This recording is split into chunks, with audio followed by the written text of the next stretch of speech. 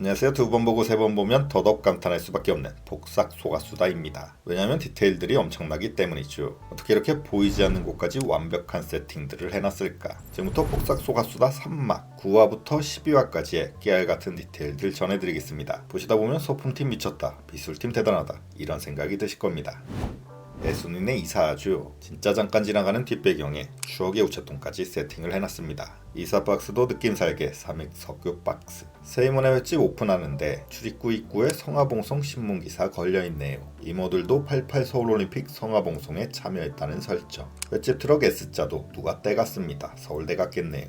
일본에 있는 금명이한테 편지가 오는데 주소에 캠퍼스명을 뜻하는 코마바가 적혀있는 걸로 보아 금명이는 도쿄대학에 다녔다는 걸 알 수 있습니다. 일본어 공부하고 있는 금명이. 노트에 일본어와 한글로 오늘은 어제와 달리 덥네요 라고 적어놨죠. 이 장면에서 배경음으로 작게 흘러나오던 라디오 아나운서의 멘트를 똑같이 적어놓은 겁니다. 뭐 하나 대충 찍은 게 없네요. 여기서 잠깐 TMI. 금명이는 영문과인데 왜 일본으로 어학연수를 갔나. 당시 유학 제한이 완화되며 일본에서 유학생 비자를 쉽게 내주던 때였고 일본어 전문 인력에 대한 수요 또한 증가하던 시기였기 때문이죠. 유학 마치고 돌아와 하숙하는 금명이. 연탄에 동그라미가 그려져 있네요. 그분을 위해 새 연탄들의 표시를 해둔 거죠. 이사 들어와 방 정리하는데 추억의 장난감 있네요. 공을 입으로 불어서 공중부양시키던 장난감이죠. 추억의 금성 비디오와 항상 같이 다니던 필수품 클렌징 테이프. 편지를 살펴보는데 영범이는 울산으로 군대를 갔었네요. 착한 어린이답게 글씨도 잘 씁니다. 갑자기 튀어나오는 그의 생명체. 이때 김선호 배우인 줄 몰랐죠. 한참 보고 나서야 알았네요. 이소룡이 심취했었는지 은명이 방에는 쌍절곤이 있죠. 추억의 드래곤볼도. 전단지를 붙이는데 왠지 인신매매 느낌이 나는 경마장 아르바이트 모집. 무려 버스 운행까지 해줍니다. 학사주점에서 열리는 사랑의 토론회는 도대체 뭘 하는 모임일까요? 동아리 이름이 상스럽습니다. CR.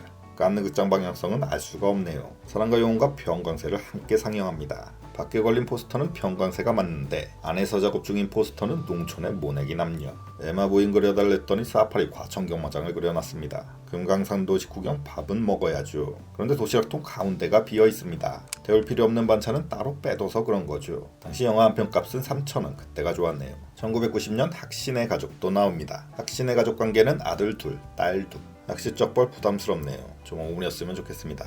메이크업에 관심이 많은 현숙이. 허리 유연성 운동도 하고 있네요. 영범이 집에 왔다가 어머니와 마주치는데 이때 금명이가 들고 있는 키링에는 YGM 써 있습니다. 양금명. 그렇다면 영범이 키링에는 당연히 PYB나 굿차일드 써 있겠죠. 확인해봤는데 잘은 안 보이네요. 금명이는 국자를 특이하게 쥡니다. 소년기까지 계산된 거죠. 숟가락도 비슷한 방법으로 쥡니다.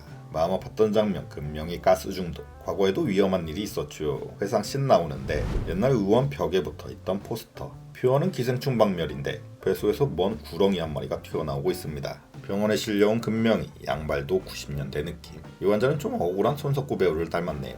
옆에 환자는 싸운 건지 맞은 건지 얼굴이 팅팅 부어 있습니다. 은명이의 등번호는 1번. 번호라도 첫 번째이고 싶었던 걸까요? 보이시한 현숙이답지 않게 탁구 능력은 탁월하네요. 대한독립 양은명 만세. 그 마음이 느껴집니다. 그걸 보며 찹찹해하면서 군대 가는 은명이. 옆에 앉아있는 이 남자도 한숨 푹푹. 세상 짐 다 짊어졌네요. 역시 군대 가나 봅니다. 자취방에 가는 금명이. 이때 들고 있는 건 93년에 충실하게 대전 엑스포 부채. 다음해인 94년 2월에는 발렌타인이 아닌 바렌타인. 화기애애 커플들 많이 탄 버스.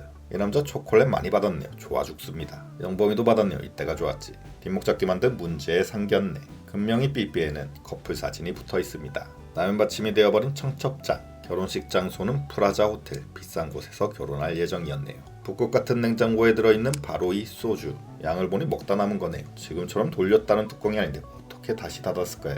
돼지 키우시는 어머니. 진짜 맛있어 보이는 전설의 비빔국수. 다들 같은 생각이셨겠죠. 입에 넣고 있던 간식은 맛밤. 금명이 고모가 파는 건 백반석 건강 매트뿐만이 아닙니다. 고로쇠수액 같은 명천수 샘물. 먹으면 죽을 수도 있을 것 같은 이상한 알약 디럭스 알렌. 배가 남산만한 낚시. 보이지 않는 배꼽의 굴곡까지 표현했다고 합니다. 산달이 다 되어가네요. 군대 간 은명이 기다리는 일편단심 부연숙의 편지. 놀라운 맞춤법이 눈에 띕니다. 내 마음이니까 네가 이래라 저래라 할 순 없어. 개인적으로 숟가락 젓가락 싱싱한 사과의 말씀의 이유로 꽤나 충격적인 맞춤법이네요. 현숙이 머리에는 3세계 신호등 머리핀이. 한방이의 부모가 되어 둘이 잘 살았으면 좋겠네요. 끝으로 금명이가 퇴근하는 버스 정류장은 서울역 대우그룹 빌딩이 보이지요. 분명히 대기업 대리라는 대사가 있었는데 혹시 IMF 직격탄을 맞은 대우그룹이 아닐까 예상됩니다. 이제 마지막 4막만을 남겨두고 있네요. 1막에서는 좋은 뜻으로 이 드라마 뭐지 싶었고 2막에서는 우와 대단한데 싶었고 3막에서는 인생 드라마가 되어버린 넷플릭스 화제작 복싹 소가수다. 시간이 천천히 갔으면 좋겠습니다. 4막을 보기가 아깝네요. 이번 주 마지막 이야기에서는 어떤 감동과 눈물, 환희가 담겨 있을지 설레이는 마음으로 함께 기다려보시죠. 감사합니다.